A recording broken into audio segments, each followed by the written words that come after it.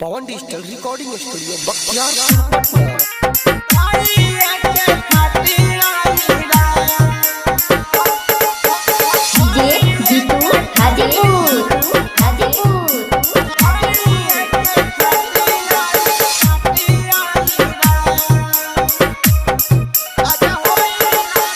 करे नहीं ये ताना ना खरा बागे छाउरी पूछ देबौ तोहारो सामान हेगे छाउरी।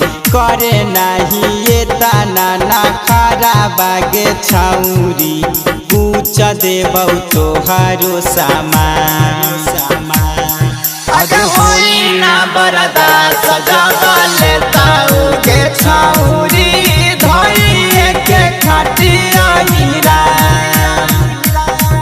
अगर होई ना बरदा सजावा लेताऊ के छाउरी चुमा धके खटी बबुआ।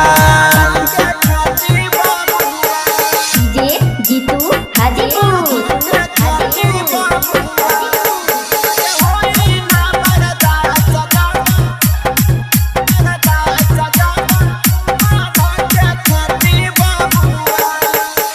दस यौरी 20 दे के मांग होगे छाउरी चोली के सामान पसावा हेगे छौरी।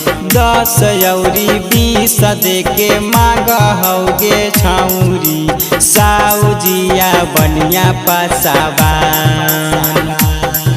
अगर होई ना बरदा सजावा लेताऊ के छाउरी धोई के खटिया हीरा।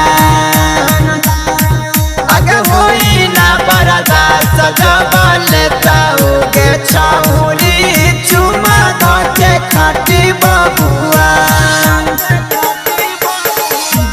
जीतू हाजीपुर।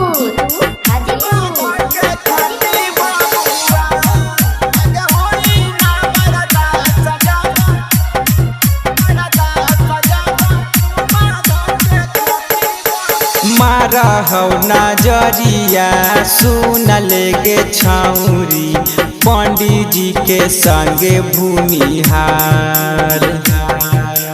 राइटर दीपू फोफिया के छाउरी तनी सा करा देना ने मान।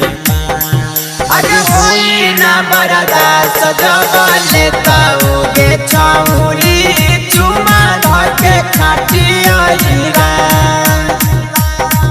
अगर होई ना बरदा सजावा लेताऊ के छाउरी मानी समातंजलि तोर सामान। करे नहीं ये ताना ना खरा बागे छाउरी पूछ देबौ तोहारो सामान। सुने नागे करे नहीं ये ताना ना खरा बागे छाउरी पूछ देबौ तोहारो सामान। अगर होई ना बरदा सजावा लेताऊ के छाउरी धोई के खटिया हीरा।